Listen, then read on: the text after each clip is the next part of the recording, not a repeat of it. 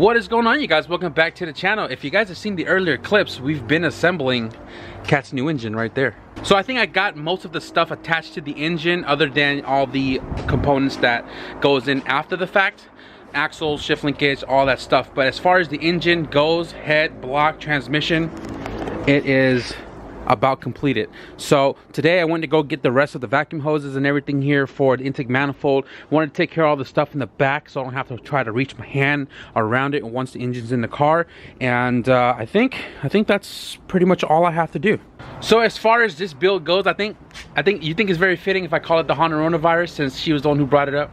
Shit, I didn't bring her shirt.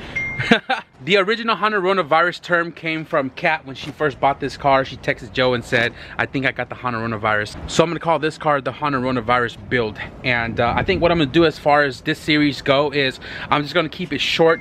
Today's goal is to just remove the ceiling cam. I've already robbed a few parts from it to complete this engine. And all I have to do now is remove this engine completely and maybe prep the bay a little bit, and then the next video would be pretty much planting this motor and all that's needed to get it into the car. So I'm gonna slap you guys on the tripod and hopefully we can pull this engine out before the sun goes down.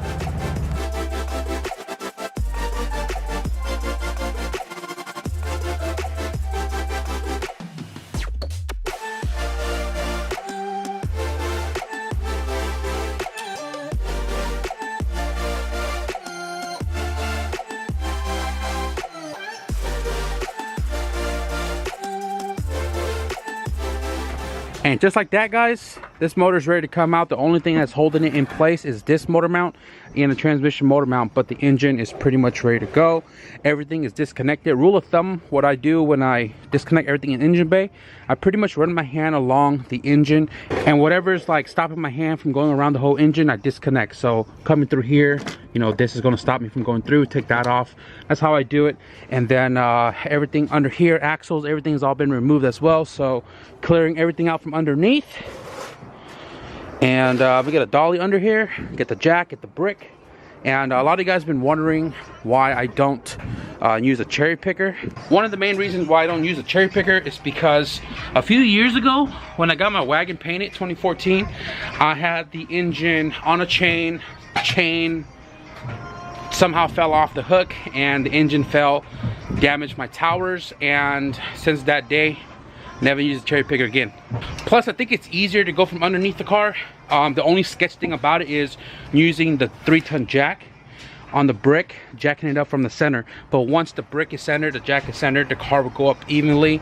Just don't lean on it, shake it, and then it should be easy to, you know, move the engine out of the car on the dolly, already set on the dolly, and then slide it out from underneath the car. With the brick, the jack in the center, this thing will probably go up about this high, like super high. So we're gonna do it like that, drop this engine, and probably gonna prep the bay a little bit.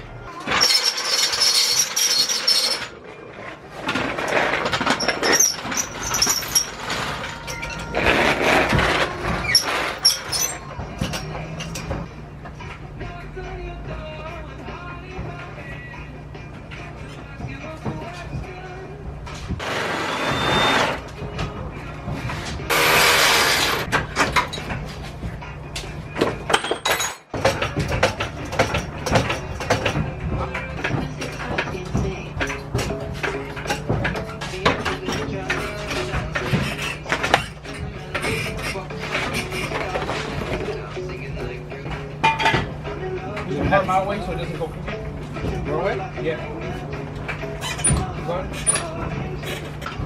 There you have it. How long did it take us to do that? 40 minutes, because I sent it at 6.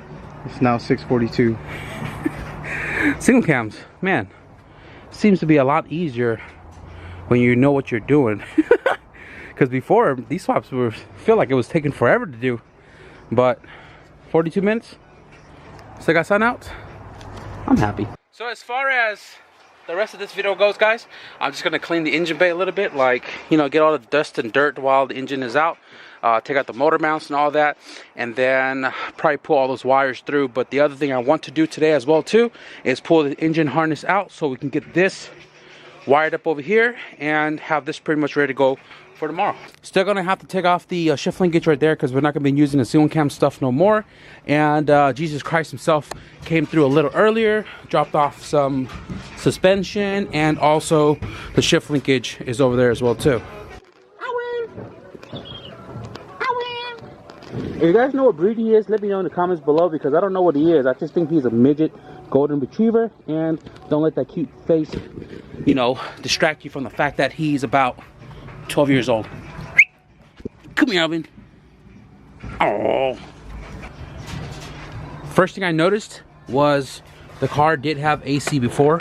You can see it right there. Probably gonna have to get like a AC delete duct so we can eliminate this whole box inside the car since we're not gonna be using AC anymore.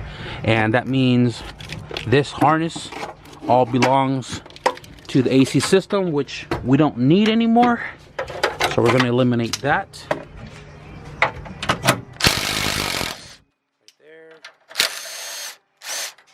Right there. Take that out, separate all of this. A little clip.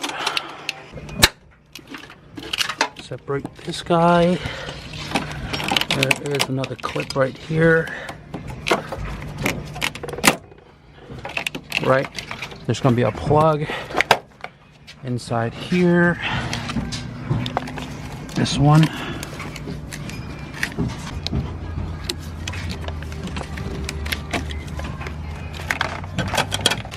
And I think a lot of people don't realize that this AC harness, you can disconnect it from the inside. So, right here, behind the carpet, there's this little 6-pin, I think it is.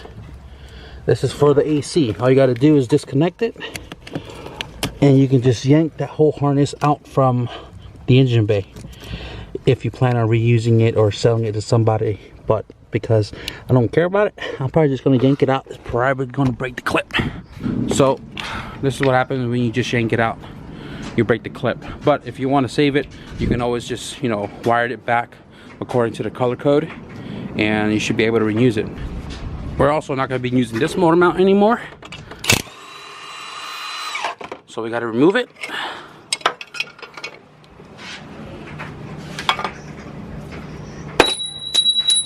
That's why I don't play basketball.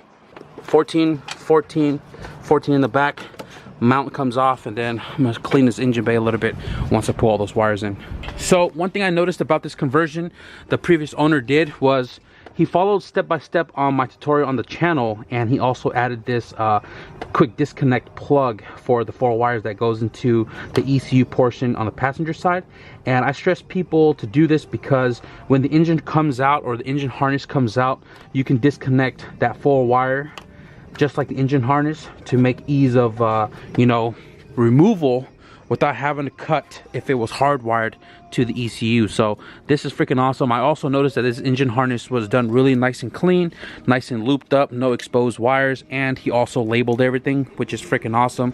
And this right here helps you be a little more organized when you're doing, you know, wiring jobs like this. So I appreciate the previous owner for doing all this because it makes it a lot easier for the next person.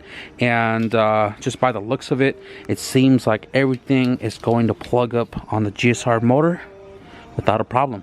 OBD1 fan switch is already on the thermostat, just like this one right here. So hopefully that's not going to be an issue. But right now I am pretty much just gonna like, we don't need this anymore. We don't require this in Texas. I'm gonna go ahead and just kind of air blow all the leaves and everything out, throw some purple powder in here, give it a small scrub, rinse it down. I'm gonna pull this out just to give it a nice coat of paint, just so that it's not all ugly and rusted like that. What? Get out. Shoo, shoo. Shoo. Oh my God, look at that. Eesh. I don't have too much left, but you know what? It'll get the job done.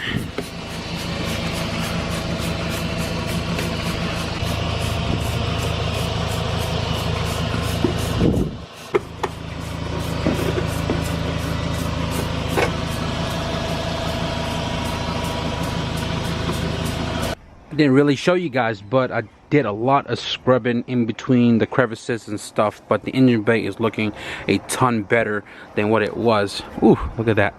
I mean, if it was me, I'd repaint the whole thing, but this paint is still clean. Just needed some loving, and look at it now. Harness time. So I actually got to take off in a little bit.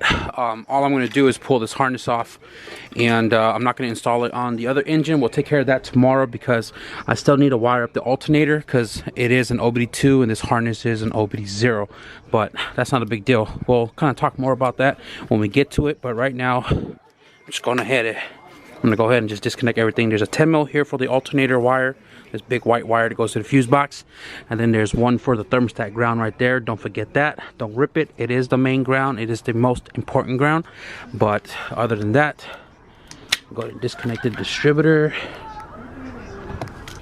So the engine harness came off without any type of issues, and I must say this engine harness is well built. Shout out to the previous owner for taking his time and really making this all nice and neat. All the joints have been re-electrical taped to ensure they don't, you know, fall apart, and all the stuff that were modified were labeled. You can see them right there, right here. This looks like it's going to go on the GSR without a single issue. I'm going to show you guys this tomorrow because maybe some sensors are on different locations from the seal cam, which are now resting right here, that if I have to modify, I'll show you guys that. But this looks very promising, so I don't think I'm gonna have any issues with it. But we are done for tonight, guys. I am going to wrap the video up right here. I got to take off to my cousin's house. We're doing some things over there. I'll definitely record it for you guys. Remember, we got some new t-shirt designs over at the builttodrive.bigcartel.com. Be sure to check it out. If you guys like them, be sure to cop some, support us. And again, for everybody who already purchased from the last video, big shout out to you guys. Truly appreciate y'all support. And Lucy, you got something on your face. If you guys enjoyed this progress on Cat's Wagon, the coronavirus build, be sure to give this video a thumbs up. And if you guys want to stick around for the next video where we're going to be planting that GSR in here, be sure to hit the subscribe button now. But with that being said, thank you guys for watching, and I'll see you guys in the next video. Peace.